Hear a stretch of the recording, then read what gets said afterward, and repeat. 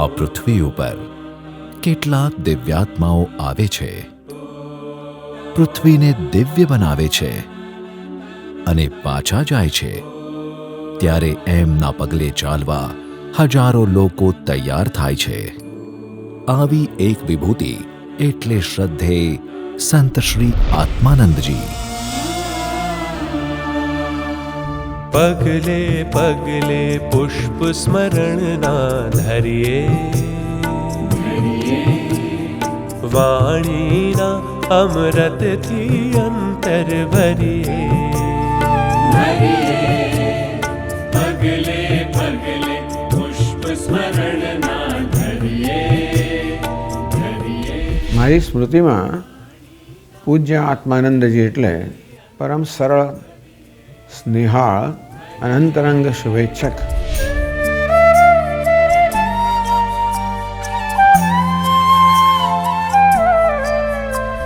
પરમ પૂજ્ય આત્માનંદજી એમનું દિવ્ય જીવન એ એટલું બધું પ્રેરણાદાયક છે કે એના જીવનની એક એક વાત, એને આપેલો બોધ, એ બોધને સમજી ગ્રહણ કરી અને જો જીવનમાં ઉતારવામાં આવે તો આ વર્તમાન કાળની અંદર પણ જીવ પોતાનું આત્મકલ્યાણ કરી જાય. શુદ્ધ આત્મજ્ઞાની તબીબ જાગ્યાને સૌને જગાડ્યા, મહાશૂન્યનું દર્શન આપ્યું, મોક્ષના દ્વાર ઉઘાડ્યા. સત્ય સમીપે રહી આવરણને ધરીએ. આ પૃથ્વી પર અબજો લોકો જન્મે છે, પરંતુ એમાં કેટલાક એવા મહાન વ્યક્તિત્વો જન્મ લે છે કે જેઓ બીજા લોકોને માર્ગદર્શન આપવા માટે જન્મ લે છે, જેઓ બીજાનું જીવન સાર્થક બનાવવા માટે જન્મ લે છે. એવા મહાન લોકોમાંના એક આપણે જોયેલા એ હતા પૂજ્ય પરમ શ્રદ્ધેય શ્રી આત્માનંદજી મહારાજ, એક આનંદમય તીર્થ સ્વરૂપ વ્યક્તિત્વ.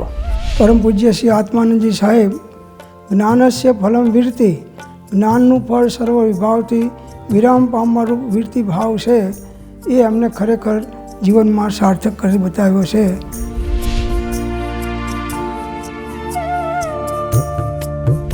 પૂજ્ય શ્રી સ્વાધ્યાયમાં કાયમ કહેતા કે જ્યારે આ શરીર જ મારું નથી, ત્યારે આ કુટુંબ, પરિવાર, આ શિષ્યો અને આ સાધના કેન્દ્ર એ મારું કેવી રીતે હોઈ શકે? પગલે પગલે પુષ્પ સ્મરણના ધરીએ,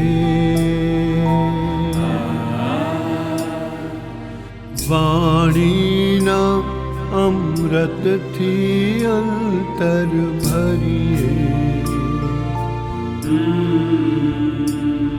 પૂજ્ય શ્રી આત્માનંદજીના જીવનને જોઈએ તો ખ્યાલ આવે કે એમણે માત્ર કોઈ ધર્મ, જ્ઞાતિ, સંપ્રદાય જોવાને બદલે સમગ્ર માનવ સંસ્કૃતિનો વિચાર કર્યો છે.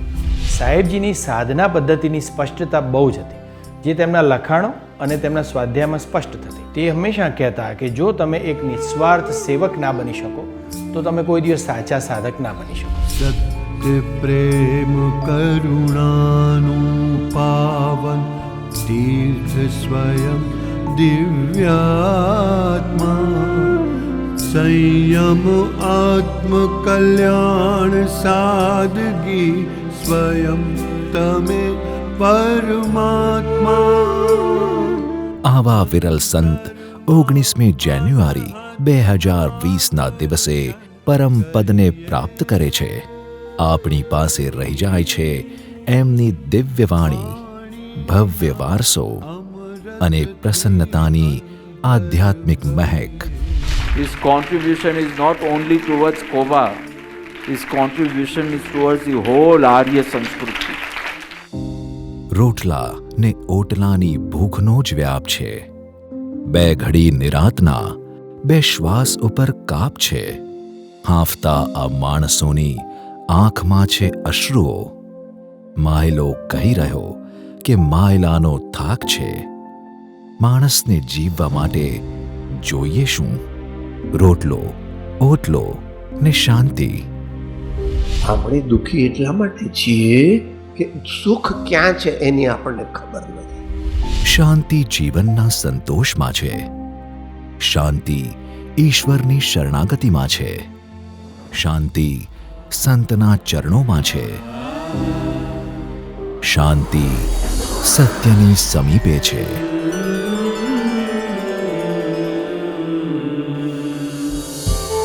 એક એવા પરોપકારી સંત, એક દિવ્ય પ્રકાશ આપણી વચ્ચે આવ્યો. પૂજ્યશ્રીએ સત્સંગ, સદવાંચન, સદવિચાર અને સદાચાર આ 4 સિદ્ધાંતો વડે સાધના કરવા 1982માં ગાંધીનગર પાસે કોબા ખાતે શ્રીમદ રાજચંદ્ર આધ્યાત્મિક કેન્દ્રની સ્થાપના કરી. મારા માટે સારા કપડાં લાવો, મારા માટે સારું જમવાનું લાવો, મારે રહેવા માટે સારામાં સારા બંગલા.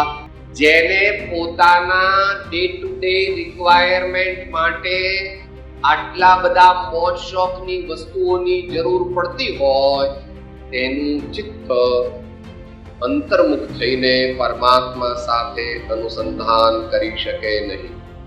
પરમાત્માને કોણ રીઝવી શકે?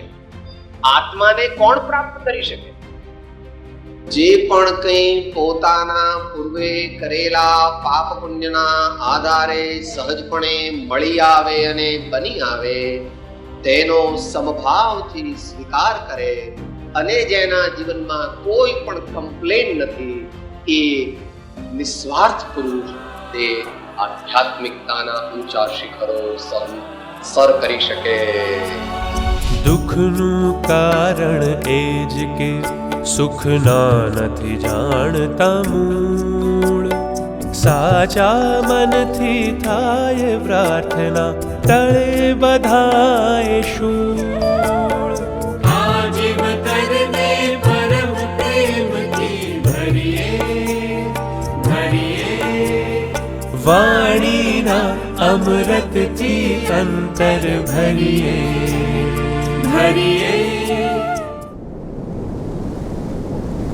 જીવન ગણિત છે.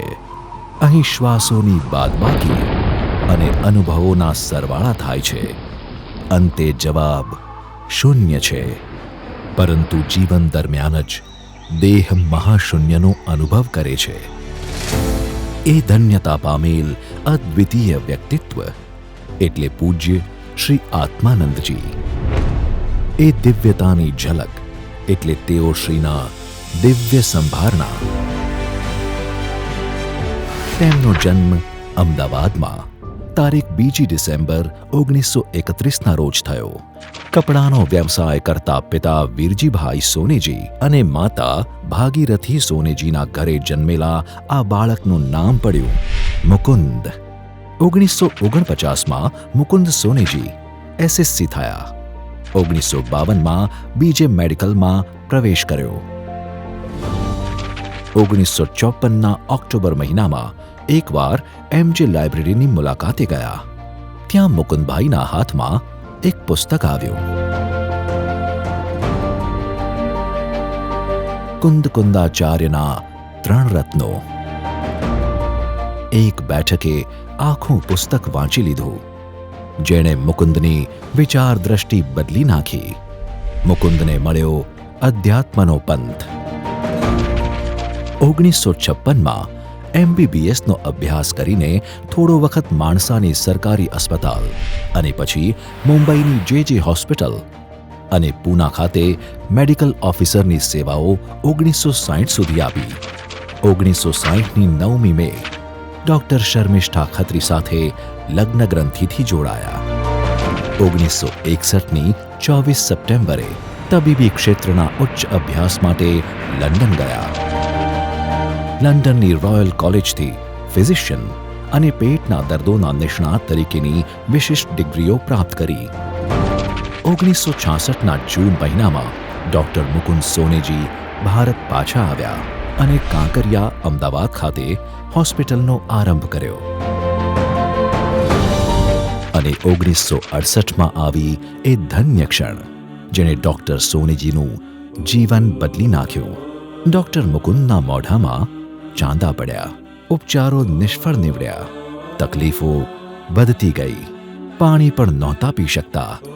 તે વેળા એક રૂમમાં રહીને સાધના શરૂ કરી. વાંચન ધ્યાન ગહન થયા. ઊંડી સાધનાના એક દિવસે એટલે 1969ની 14મી ફેબ્રુઆરીએ રાત્રે 2 વાગે ડૉક્ટર સોનીજીને શુદ્ધ આત્મજ્ઞાનની પ્રાપ્તિ થઈ. 1975માં સત્સંગ સ્વાધ્યાય ભક્તિની વૃદ્ધિ માટે શ્રી સતશુદ્ધ સેવા સાધના કેન્દ્રની સ્થાપના મીઠાખડી અમદાવાદ ખાતે કરી. 1976માં પૂજ્ય સહજાનંદજી વર્ણીજી મહારાજની પ્રેરણાથી બ્રહ્મચર્ય વ્રત ધારણ કર્યું. 1982માં એમણે શ્રીમદ રાજચંદ્ર આધ્યાત્મિક સાધના કેન્દ્ર કોબા ખાતે સ્થાપના કરી.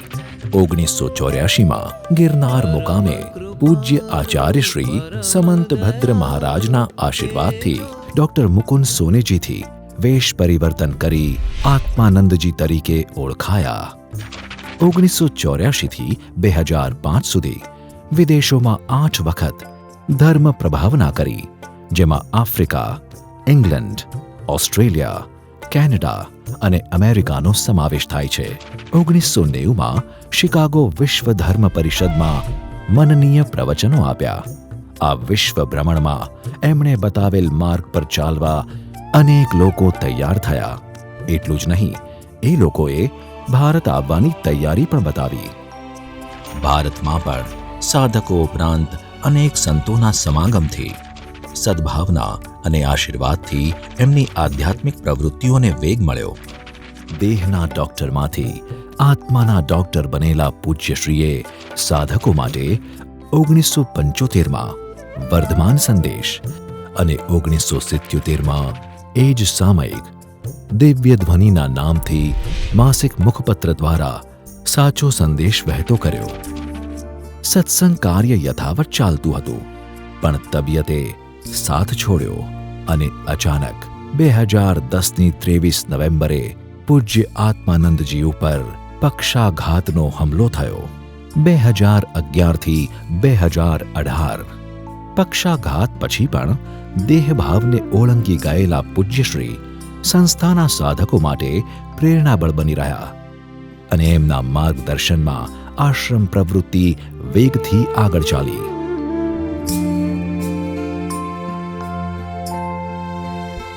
2019થી ધીમે ધીમે પૂજ્યશ્રીના શરીરે સાથ આપવાનું છોડ્યું અને ડૉક્ટરોની દેખભાળ હોવા છતાં તેમનું શરીર કથળતું ગયું. 19 જાન્યુઆરી 2020ના રોજ કોબા આશ્રમ ખાતે 42 કલાકના અવિરત મંત્ર જાપ સાથે સંતો, મહાત્માઓ અને વિદ્વાનોની હાજરીમાં તેમણે મહાપ્રયાણ કર્યું. જેવું ભવ્ય આધ્યાત્મિક જીવન, એવું જ દિવ્ય તેમનું સમાધિસ્થ થવું. પૂજ્ય આત્માનંદજીએ અપનાવેલું પ્રચલિત સૂત્ર ચાલશે, ફાવશે, ભાવશે અને ગમશે, આ સૂત્ર તેમની સાથે જેમણે અપનાવી લીધું એવા તેમના ધર્મપત્ની શર્મિષ્ઠાબેન, પોતે સ્ત્રી રોગના નિષ્ણાત ડૉક્ટર હોવા છતાં ગૃહિણી અને પતિવ્રતા ધર્મ નિભાવીને પૂજ્ય આત્માનંદજી સાથે પડછાયો બનીને રહ્યા. સહજ ભાવે સેવાભાવી આ ડૉક્ટરને લોકો ગુરુમાં કહે છે અને ધર્મપરાયણતાને કારણે પૂજ્ય બહેનશ્રી પણ કહે છે. પૂજ્યશ્રીનું આ કેન્દ્ર સ્થાપવાનો ઉદ્દેશ્ય એ છે કે જેઓને આત્મકલ્યાણ કરવું છે, જેઓને આ મનુષ્ય જીવન સફળ કરવું છે, તેમના માટે કોઈ નિવૃત્તિ સ્થાન જોઈએ. તો આ નિવૃત્તિ સ્થાન એવું ક્ષેત્ર બને કે જ્યાં સાધકો રહે અને આત્મસાધના કરી શકે. સેવા અને આત્મસાધના બંનેનો સમન્વય થઈ શકે એ આશયથી આ સાધના કેન્દ્રનો ઉદ્ભવ થયો છે.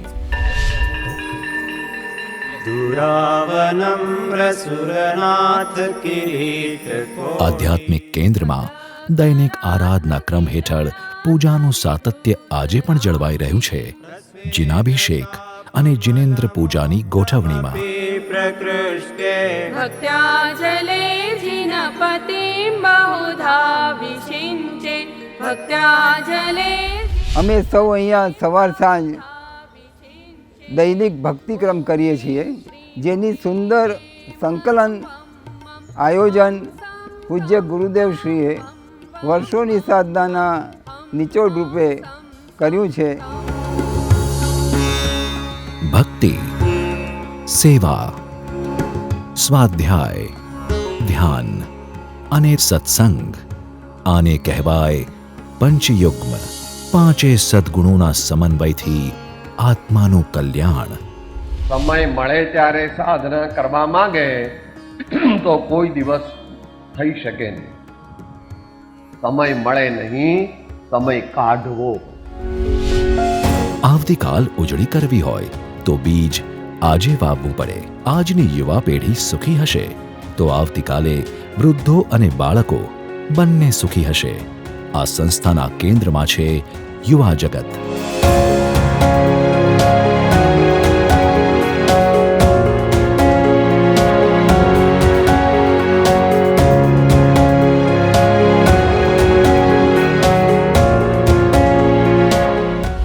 દાયકાથી વધુ સમય પૂજ્ય શ્રી આત્માનંદજીના સાનિધ્યમાં સેવા સત્સંગની ઘનિષ્ઠ સાધના વડે સંસ્થા પ્રત્યે સમર્પિત બાલ બ્રહ્મચારી સુરેશજી સંસ્થાની સાથે જોડાતા સર્વ મુમુક્ષુઓને વાત્સલ્યપૂર્ણ આધ્યાત્મિક માર્ગદર્શન આપે છે.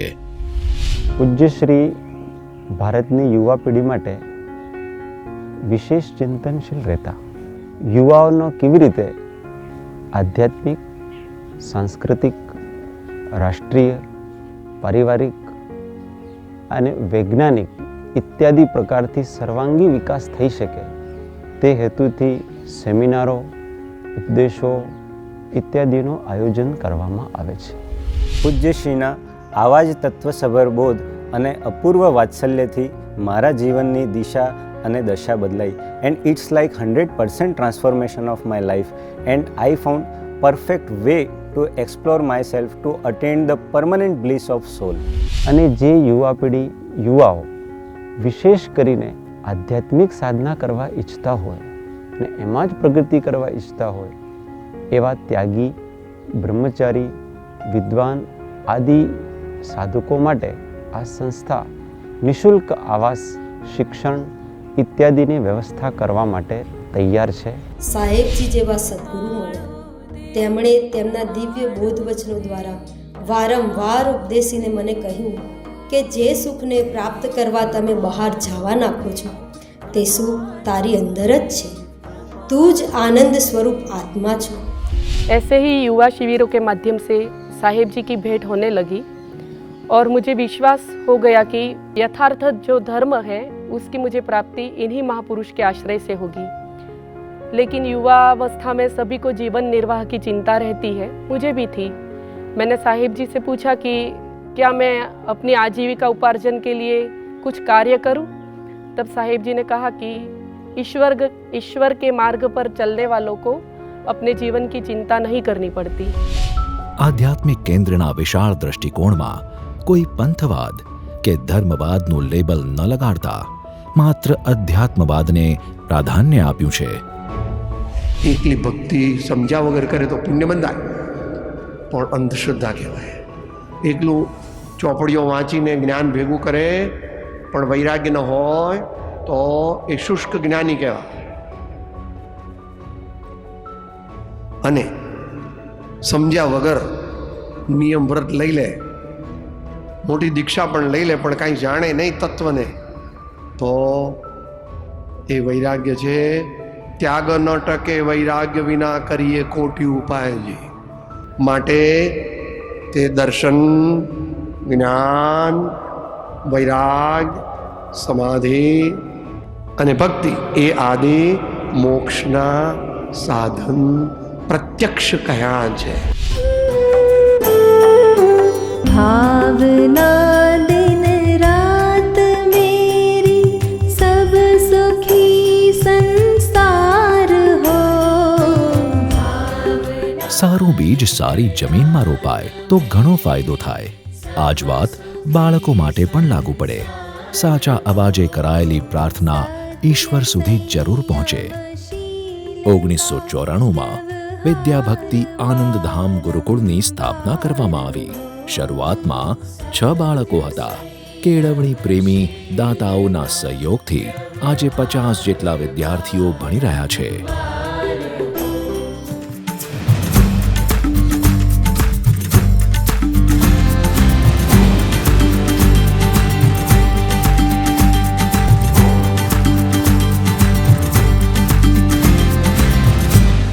મને ગુરુકુળના સિનિયર વિદ્યાર્થી પાસેથી એવો આવકાર મળ્યો હતો જે મેં કલ્પ્યું ન હતું. અહીં આવ્યા પછી ખબર પડી કે જીવન એટલે પોતાના જીવનમાં સારા ગુણો કેળવવા. ગુરુકુળના પ્રત્યેક વ્યક્તિનો સાથ તો મળ્યો જ, પરંતુ સંસ્થાના કેટલાક મુમુક્ષુઓ અને ભાઈ બહેનોએ અમને પુત્ર વાત્સલ્ય જેવો પ્રેમ આપ્યો છે.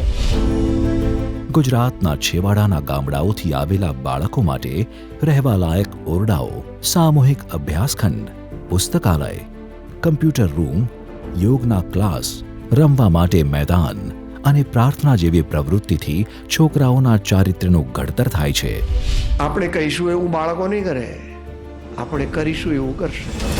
ગુરુ પિતાનો વારસો જાળવતા કુટુંબ અને આધ્યાત્મ કેન્દ્રની ત્રિવેણી જવાબદારી સંભાળતા પૂજ્યશ્રીના પુત્ર ડોક્ટર રાજેશ સોનેજી કેન્દ્રની દરેક પ્રવૃત્તિ માટે કટિબદ્ધ છે. સાહેબજી એવું કહેતા કે જો દેશને સુદૃઢ વિકાસશીલ બનાવવો હોય તો બાળકોને શિક્ષિત અને સુસંસ્કારિત કરો. અને આ વિચારથી પ્રેરાઈને તેમણે લગભગ 25 વર્ષ પહેલાં ગુરુકુળની સ્થાપના કરી, જે માત્ર 6 વિદ્યાર્થીઓથી હતી. અત્યારે આશરે 50 વિદ્યાર્થીઓ અહીંયા બહુ નજીવા દરે શિક્ષિત થઈ રહ્યા છે. એમનું સિલેક્શન એ કોઈ જાતિ સંપ્રદાયના આધાર પર નથી થતું. અને આમાંથી ભણેલા ઘણા બાળકો અત્યારે ડૉક્ટર, વકીલ કે પોલીસમાં ભરતી થયા છે. એ આપણે માટે બહુ ગૌરવનો વિષય છે. પ્રકૃતિ અને પ્રવૃત્તિ સ્વચ્છ હોય ત્યાં પ્રસન્નતા અને પ્રભુતાનો અનુભવ થાય. ભોજન એ કળા અને વિજ્ઞાનનો સંગમ છે. સ્વાદિષ્ટ રસોઈ એક કળા છે, પણ પોષણ કરે, વૃદ્ધિ કરે, ચોખ્ખાઈ હોય તે વિજ્ઞાન છે. આનો સુભગ સમન્વય અહીંની ભોજનશાળામાં અનુભવાય છે. પૂજ્યશ્રીએ સમજાવ્યું છે કે સેવા કરતાં કરતાં સાધના અને સાધના કરતાં કરતાં સેવા. એ જેમ જેમ આપણો અભ્યાસ એનો વધે તેમ તેમ આપને એનો ખ્યાલ આવતો જાય છે. જીવનમાં ચમત્કાર કરવા હોય તો પુસ્તક અને પુસ્તકાલયોને પ્રેમ કરો.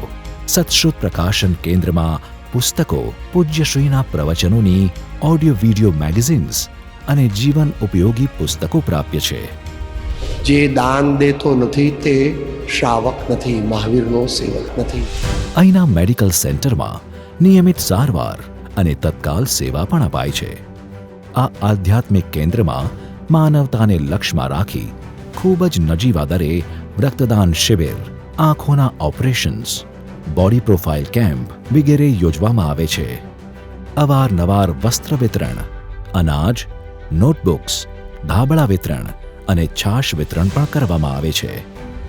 મનુષ્યના જીવનમાં બધી પ્રવૃત્તિ સ્વાર્થ પ્રેરિત હોય છે, કારણ કે સ્વની માન્યતા જૂઠી છે. સ્વની માન્યતા જૂઠી હોવાને લીધે તેના જીવનની પ્રવૃત્તિ સ્વાર્થ પ્રેરિત હોય છે. જ્યાં સ્વાર્થના અંશ આવે ત્યાં પરોપકારના અંશ રૂંધાઈ જાય. જ્યાં પરોપકાર રૂંધાઈ જાય ત્યાં મોક્ષમાર્ગ હોતો નથી. જગતના સર્વ જીવો પ્રત્યે આત્મતુલ્યપણાનો ભાવ, તેમની સેવાનો ભાવ, તેમના ઉપકારનો ભાવ એ સાધક સંતનું પ્રથમ લક્ષણ છે. पंचम युग्म सेवा भक्ति स्वाध्याय ध्यान सत्संग प्रवृत्ति प्रगति प्रसन्नतामा प्रभुतानो रंग समजणना अजवाळाમાં સંચરીએ वाणीना अमृतથી अंतर भरिए. પૂજ્ય આત્માનંદજીને માત્ર આપણે ઉપદેશક ન કહી શકીએ, પૂજ્ય આત્માનંદજીને માત્ર આપણે સ્વાધ્યાયકાર ન કહી શકીએ, પરંતુ એ એક ભારતીય પરંપરાના એવા સંત છે. એમણે પ્રજાનો વિચાર કર્યો, એમણે ગરીબીનો વિચાર કર્યો અને એની વચ્ચેથી કઈ રીતે વ્યક્તિને ઉત્થાન સાધીને એક માનવ ઉત્થાનનો મહાયજ્ઞ એ એમને શ્રીમદ રાજચંદ્ર આધ્યાત્મિક સાધના કેન્દ્રમાં યોજ્યો. ભારત ભૂમિ એ સાધનાની તપોભૂમિ છે. પૂજ્ય શ્રી આત્માનંદજીના પરદેશ પ્રવાસ દરમિયાન અનેક સાધકોએ તેમના સાનિધ્યમાં તપસ્યા કરવાનો નિર્ણય લઈ આજીવન આશ્રમ નિવાસી બનવાનો નિર્ણય લીધો. જીવનમાં કંઈક ખૂટે છે, કોઈ ખૂટતી કડી છે એ અમને સમજાતું નહોતું. પૂજ્યશ્રીનો સાથેનો પરિચય થયો સૌપ્રથમ અમેરિકામાં. ત્યાર પછી અહીંયા આવ્યા ત્યારે અમને જીવન જીવવાની જાણે કે એ જે ખૂટતી કડી હતી એ મળી ગઈ. અમારા જેવા બીજા ઘણા NRI કપલ પણ અહીંયા આવ્યા અને પોતપોતાની રીતે અહીંયા સાધના કરવા માટે રહેવાનો નિર્ણય કર્યો અને એમને અનુકૂળ એવા આવાસોની વ્યવસ્થા પણ થઈ. સાવ છાપરાવાળા કાચા મકાનમાંથી આજે સુંદર આવાસો બનાવવામાં આવ્યા છે, જ્યાં લગભગ 350 જેટલા ભાઈ બહેન રહી શકે તેવી વ્યવસ્થા છે. આજે આવા અનેક સાધકો પૂજ્યશ્રીના આશ્રમમાં જીવન વિકાસનું લક્ષ્ય સાધવા પ્રયત્નશીલ છે. પૂજ્યશ્રીએ કહેલું કે સાધનાના 7 પગથિયા છે, જેમાં સેવા, સત્સંગ, સ્વાધ્યાય, ગુણ જિજ્ઞાસા, પ્રભુ ભક્તિ, આત્મવિચાર અને આત્મ સાક્ષાત્કારનો સમાવેશ થાય છે. How can I help others? How can I be useful to everyone? Everyone means as many as possible. I don't want to deceive anybody. આશ્રમના સ્થાપત્યનું બહુ મોટું આકર્ષણ છે, જેમાં ભવ્યતા અને પવિત્રતાનો સંગમ થાય છે. પ્રભુ મંદિર, સ્વાધ્યાય હોલ, સંત કુટીર, કાર્યાલય, રાજમંદિર અને સમાધિ મંદિર. મારું સૌભાગ્ય છે કે 2007માં પૂજ્ય સાહેબજીના સૂચનથી હું પણ આ આશ્રમના સેવા કાર્યમાં જોડાયો. મારો શોખ અને અનુભવ ઇન્ફ્રાસ્ટ્રક્ચર ડેવલપમેન્ટનો હતો. તેથી ગુજરાતના સૌથી જાણીતા આર્કિટેક્ટ કમલભાઈ મંગળદાસ સાથે આખા કેમ્પસનો માસ્ટર પ્લાન બનાવીને એક પણ બારી અને બારણા વગરનું એક ખૂબ જ અનોખું રાજ મંદિરનું નિર્માણ કર્યું.